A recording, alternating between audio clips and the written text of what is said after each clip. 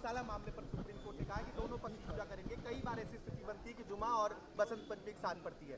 अभी तक ऐसा है कि पहले तो हम सब भारत के एक एक नागरिक का दायित्व है कि भारत की प्राचीन सभ्यता, संस्कार, यहाँ की परंपरा, यहाँ का भाईचारा, यहाँ का सांप्रदायिक सौहार्द, हम सब मिलकर इसकी रक्षा करें।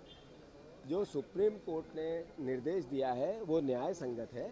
उन्होंने हिंदुओं के समय पे पूजा करनी चाहिए, मुस्लिम भाइयों को अपने समय पर नमाज अदा करनी चाहिए और इसका पालन सबको मिल के करना चाहिए। ये कांग्रेस पार्टी का स्पष्ट मत है। मैं मानता हूँ ऐसे में सरकार की जिम्मेवारी है कि जो लोग इस तरह की सुप्रीम कोर्ट के निर्देश के अलावा बात करते हैं, तो मोहन यादव गृह मंत्री हैं, उनकी सरकार है, वो कैसे इसको टैकल करें, उनकी जिम्मेवारी है, करना चाहिए। सर भोपाल के जो सांसद हैं, पहले भोपाल की मेट्रो पर सवाल उठे कि सड़क ऊंची हो गई।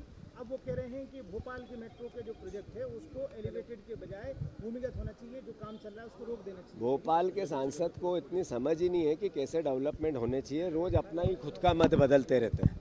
और जहाँ तक प्रश्न है, पहले भ्रष्टाचार ज़्यादा उसमें दिखा होगा एलिवेटेड में, और फिर अब भ्रष्टाचार भूमिगत में ज़्यादा दिख रहा है।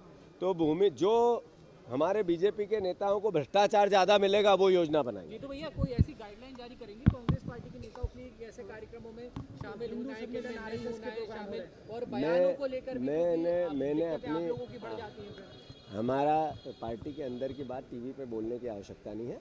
और जहाँ तक प्रश्न है, कांग्रेस पार्टी की अपनी एक रीति नीति, अपने एक विचार संस्कार सब है, उसके अनुसार काम करेंगे। अभिजीत शाह की बीजेपी आरएसएस से नजदीकी बढ़ रही है। विजय शाह का इस्तीफा क्यों नहीं हुआ अभी तक? सवाल ये क्यों नहीं पूछते हो आप? सुप्रीम कोर्ट ने कहा कि अपराधी है विजय शाह, तो फिर अपराधी का इस्तीफा होना था कि नहीं होना था? इस पर सवाल मीडिया क्यों नहीं कर रही है? आपको क्या लग रहा है क्यों नहीं हो पा रहा है?